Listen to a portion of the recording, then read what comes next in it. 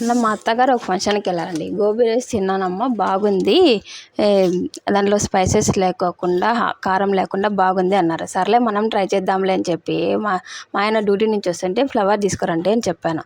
తీసుకొచ్చినాక దాన్ని బాగా కోసేసి కడిగేసి మరుగుతున్న నీటిలో దాంట్లో కొంచెము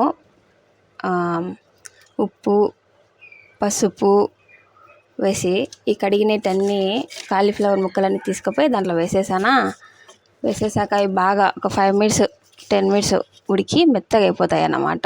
మెయిన్గా ఈ కాలీఫ్లవర్ మనం ఎందుకు చేసుకుంటామంటే దీంట్లో vitamin A, K, folic acid ఉంటాయి. ఇవి గర్భిణీ స్త్రీలకు రోజు ఒక 2-3 నెలలు తాగుతాయి, పిండం బాగా పెరుగుతుంది అన్నమాట. తర్వాత వచ్చేసి ఈ పొట్టలో పురుగులు కానీ చిగుర్లకు రక్తం కారడం కానీ ఇవన్నీ ఒక హాఫ్ గ్లాస్ చొప్పున తాగినామనుకో అవన్నీ తగ్గిపోతాయి అన్నమాట. అంటే ఒక 2 రోజులు చేయకూడదు, రోజు చేయాలి. తర్వాత ఇవి బాగా మెత్తగా అయినాక మనం ఒక బౌల్లోకి తీసుకొని చల్లార్చుకోవాలన్నమాట. ఇవి కాలీఫ్లవర్ ముక్కలు బాగా చల్లారినాక అందులో మనము ఏమేమి వేసుకోవాలంటే కార్న్ఫ్లోరు 2-3 టేబుల్ స్పూన్ కార్న్ఫ్లోరు, అల్లం వెల్లుల్లి పేస్టు, ఉప్పు పసుపు, తర్వాత కారం పొడి, మనకు టేస్ట్కి తగ్గట్టు కారం పొడి, ధనియాల పొడి వేసుకుని కొంచెం కొత్తిమీర వేసుకున్నాక కరివేపాకు, పెరుగు వేసి బాగా మిక్స్ చేయాలన్నమాట. మొత్తం ఈక్వల్గా అన్నీ పైనుంచి కిందికి మొత్తం కలిసిపెట్టేట్టు మిక్స్ చేసి 2-3 సార్లు బాగా కలపాలన్నమాట. ఒక ముక్కకి పట్టకుండా బాగుండదు కదా, కాబట్టి మొత్తం ఒక 5 మినిట్స్ కలుపుతానే ఉండాలన్నమాట. కలిపినాక మనం బాగా కలిపేసి 5 మినిట్స్ కలిపేసినాక బాగా మరుగుతున్న నూనెలో ఈ కాలీఫ్లవర్ ముక్కలు వేసుకోవాలన్నమాట. మొత్తం కాదు, కొన్ని వేసుకొని విడివిడిగా వేసుకోవాలి. మళ్ళీ అన్నీ కలిపేసుకుంటే ముద్దగా అయిపోయి తీసేటప్పుడు మనకి ఇబ్బంది అవుతుంది కదా, కాబట్టి కొంచెం విడివిడిగా వేసుకొని కొన్ని పక్కన పెట్టుకోవాలి. అవి బాగా సన్న మంట మీద బాగా కాల్చుకోవాలన్నమాట. ఎందుకు ఎక్కువ పెద్ద మంట పెట్టినామనుకో కాలవు కదా, అందుకే సన్న మంట మీద కాల్చుకున్నాక అవి గోల్డెన్ కలర్లోకి వచ్చాక బాగా తీసుకొని ఆయిల్ లేకోకుండా వడగట్టుకొని ఒక బౌల్లోకి ట్రాన్స్ఫర్ చేసుకోవాలన్నమాట. తర్వాత మిగిలినట్టు ఉంటాయి కదా, అవి కూడా దాంట్లో వేసేసుకొని కడగాలి. మనకు బాస్మతి రైస్ ఉంటే అవైలబుల్ అదైనా తీసుకోవచ్చు, చిట్టిముట్టలైనా తీసుకోవచ్చు. లేదు మాకు అవన్నీ కుదరదంటే నార్మల్ రైస్ అయినా తీసుకోవచ్చు, మనకు ఎంతమంది. నేనైతే మా ఇంట్లో మా అత్త వాళ్ళు మా ఆడబిడ్డ ఉన్నాం కాబట్టి 2 కప్పులు తీసుకొని కడిగేసి పెట్టేసినాను. తర్వాత పోపు కోసం పెట్టుకోవాలి కదా, దానికోసము ఒక 4-5 పచ్చిమిర్చి, ఆనియన్, క్యాప్సికమ్ ఉంటే క్యాప్సికమ్ వేసుకోవచ్చు, క్యారెట్ ఉంటే వేసుకోవచ్చు. అవన్నీ కట్ చేసుకొని బాగా పెట్టుకోవాలన్నమాట. సన్నగా కట్ చేసుకోవాలి.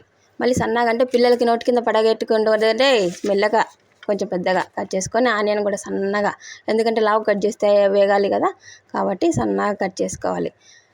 ఆనియన్ పెద్దది అనుకో దాన్ని ఒక పాయ కోసినాక మళ్ళీ దాంట్లో ఇంకొక పాయ కోసినానుకో సన్నగా వేగుతాయి అనమాట. అవి కూడా బాగా గోల్డెన్ కలర్లోకి వచ్చేటందుగా కోసుకోవాలన్నమాట. ఇప్పుడు క్యాప్సికమ్ కూడా అట్లే, లోపల అవి గింజలు ఉంటాయి కదా, అవి తినకూడదు, తింటే కన్నా చేదుగా అనిపిస్తాయి. నీకు విషయం చెప్పాను, క్యాప్సికము తింటే కూడా చాలా మంచిదన్నమాట. అంటే రోజు తినకూడదు, వీక్లీ కానీ 2 వీక్స్ కానీ అట్లా తినాలి. క్యాప్సికమ్ కానీ అన్నీ కట్ చేసుకున్నాం. ఇప్పుడు మళ్ళీ ఒక కళాయి పెట్టుకొని దాంట్లో ఆయిల్ వేసుకోవాలి. ఫ్రెష్ ఆయిల్ అయినా వేసుకోవచ్చు, మనం గోబీ వేసుకున్నాం కదా ఆయిల్ అయినా వేసుకోవచ్చు అనమాట. వేస్ట్ అవ్వకూడదు అనుకుంటే ఆయిల్ అయినా వేసుకోవచ్చు. ఒక 2 టేబుల్ స్పూన్ వేసుకోవచ్చు. మనం ఎక్కువ ఆయిల్ తినకుంటే వేసుకోవచ్చు. వేసుకున్నాక దాంట్లో జీలకర్ర, పచ్చిమిర్చి, కొంచెం పచ్చిమిర్చి వేయాలంటే, లేకపోతే కన్నా చేదు అనిపిస్తుంది కదా మనకి. పచ్చిమిర్చి వేసుకున్నాక ఆనియన్స్ కూడా వేసుకోవాలి. ఆనియన్స్ వేసినాక కొంచెం ఒక సెకండ్ వేయించుకున్నాక క్యాప్సికమ్ వేసుకొని బాగా కలపాలన్నమాట. క్యాప్సికము కొంచెం గట్టిగా ఉంటుంది కదా మనకి, అందుకని కొంచెం వేసుకోవాలి. దాంట్లో వేసుకున్నాక కొంచెం సాల్ట్ వేసుకోవాలా, కరివేపాకు వేసుకోవాలి. తర్వాత కొంచెం బాగా వేయించుకోవాలన్నమాట క్యాప్సికమ్. అది గట్టిగా ఉంటుంది కదా, కొంచెం కారం పొడి వేసుకొని కొంచెం ధనియాల పొడి వేసుకొని బాగా కలుపుకోవాలన్నమాట. అవి మెత్తగా ఒక 10 మినిట్స్ పడుతుంది, ఎందుకంటే క్యాప్సికమ్ కొంచెం గట్టిగా ఉంటుంది కదా. వేసుకోవచ్చు. దీంట్లో నేనేం స్పైసెస్ ఏం వేయడం లేదండి, ఎందుకంటే స్పైసెస్ చేసి ఎండాకాలము తిని వేడెక్కుతుంది కదా మనకి, అందుకని ముందు మగ్గినాక మనం చేసుకున్నాం కదా ముందే గోబీ అది దాంట్లో వేసుకొని బాగా కలిపేసుకొని మనం అన్నం ఉడికింది కదా అన్నంలో వేసుకొని బాగా కలిపేసుకోవాలన్నమాట. మొత్తం బాగా కలిపేసుకొని ఉప్పు కారం అన్నీ సరిపోయినాయి కదా చూసుకోవాలి. కలిపేసుకొని మొత్తము దీనిలోకి బెస్ట్ కాంబినేషన్ అది ఇది ఏం వద్దండి. బెస్ట్ కాంబినేషన్ అంటే ఎండాకాలానికి రైతానే. రైతా ఎలా చేసుకోవాలో మీకు అందరికీ తెలుసు కదా, మళ్ళీ దానికోసం అవ్వ చెప్పింది ఏమీ అనుకోకూడదు. రైతా చేసుకుంటే సరిపోతుంది. అంతా చేసుకున్నాక ఒక బౌల్లో తీసుకొని రైతా, కీరా, ఆనియన్, నిమ్మకాయ పెట్టుకొని తింటే చాలా అంటే చాలా బాగుందండి. మా అత్త చెప్పినట్టు స్పైసెస్ ఏం లేకోకుండా నీట్గా సింపుల్ ప్రాసెస్ అన్నమాట. అందరూ చేసుకునేలాగా.